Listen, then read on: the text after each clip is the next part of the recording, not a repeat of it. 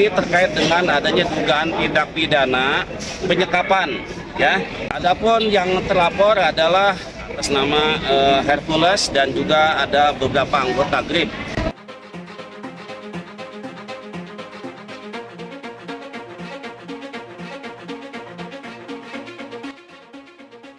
Jakarta, nama Hercules Rosario de Marsal kembali menjadi sorotan publik setelah dirinya dilaporkan ke Polda Metro Jaya terkait dugaan penyekapan terhadap anak penulis Ahmad Bahar.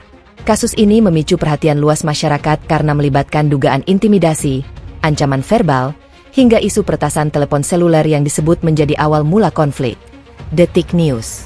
Laporan tersebut dibuat oleh Ilma Sani Fitriana, putri dari penulis Ahmad Bahar, pada Jumat 22 Mei 2026.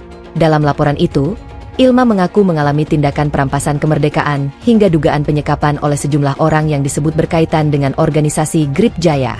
Polisi kini mulai melakukan proses penyelidikan untuk mendalami seluruh keterangan pelapor serta bukti-bukti yang diajukan. Detik News.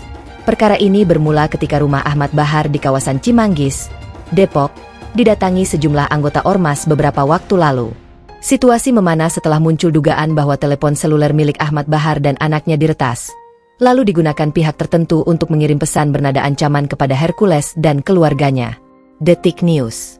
Menurut kuasa hukum Ilma, peristiwa yang dialami kliennya bukan sekadar kesalahpahaman biasa. Mereka menilai tindakan yang terjadi sudah masuk ranah pidana serius. Dalam keterangannya kepada media, pihak kuasa hukum menyebut adanya dugaan penculikan, penyanderaan, ancaman verbal, bahkan intimidasi menggunakan senjata api. Detik News. Ilma disebut sempat dibawa secara paksa ke markas pusat GRIP Jaya pada Minggu 17 Mei 2026. Di lokasi tersebut, ia dikabarkan menjalani interogasi selama beberapa jam sebelum akhirnya dipulangkan. Kuasa hukum menilai tindakan tersebut membuat korban mengalami trauma psikologis mendalam dan ketakutan luar biasa. Cara pandang, beranda cara pandang. Kabid Humas Polda Metro Jaya Kombes Budi Hermanto memastikan bahwa laporan tersebut akan diproses sesuai prosedur hukum yang berlaku. Polisi, kata dia, tidak dapat menolak laporan masyarakat dan akan melakukan serangkaian penyelidikan awal. CNN Indonesia. Tahapan penyelidikan meliputi klarifikasi terhadap pelapor, pemeriksaan barang bukti, hingga kemungkinan olah tempat kejadian perkara. Setelah itu, penyidik juga akan meminta keterangan dari pihak terlapor, termasuk Hercules, guna menentukan ada atau tidaknya unsur pidana dalam kasus tersebut. Cara pandang, beranda cara pandang. Semua laporan masyarakat pasti diproses. Nantinya dilakukan penyelidikan terlebih dahulu sebelum menentukan status perkara. Demikian penjelasan pihak kepolisian sebagaimana dikutip sejumlah media nasional. CNN Indonesia. Di sisi lain, pihak GRIP Jaya membantah seluruh tuduhan yang diarahkan kepada organisasi maupun ketua umumnya. Juru bicara GRIP Jaya, Marcelinus Gual, mengatakan pihaknya menghormati proses hukum namun menilai banyak informasi yang beredar tidak sesuai fakta sebenarnya. Detik News. Menurut Marcelinus, pihak Ahmad Bahar disebut telah menggiring opini publik dengan narasi penculikan dan penyekapan.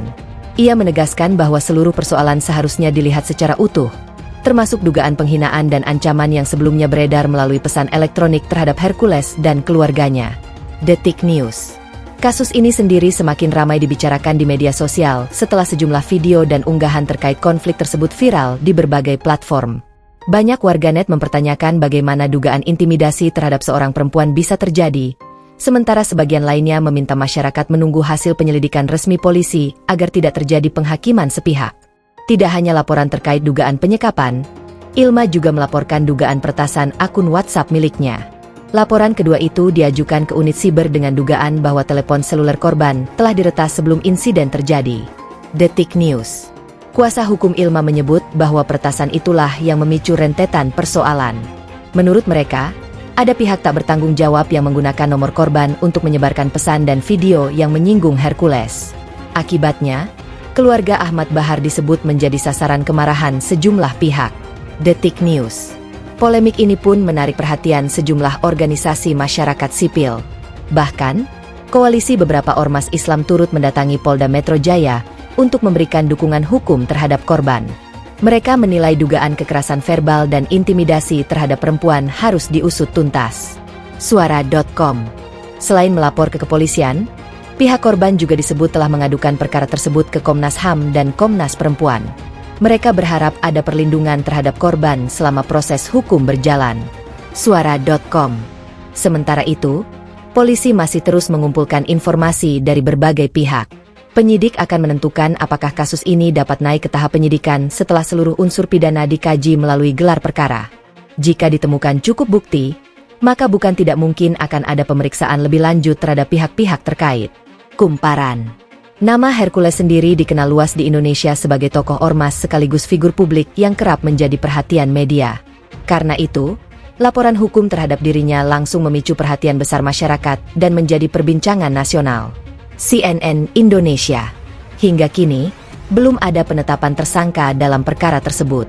Polisi meminta semua pihak menjaga situasi tetap kondusif dan menyerahkan proses sepenuhnya kepada aparat penegak hukum. CNN Indonesia.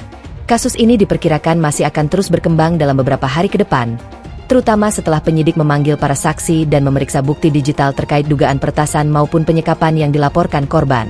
Publik kini menunggu bagaimana hasil penyelidikan resmi dari Polda Metro Jaya terhadap laporan yang menyeret nama Hercules Rosario de Marsal tersebut.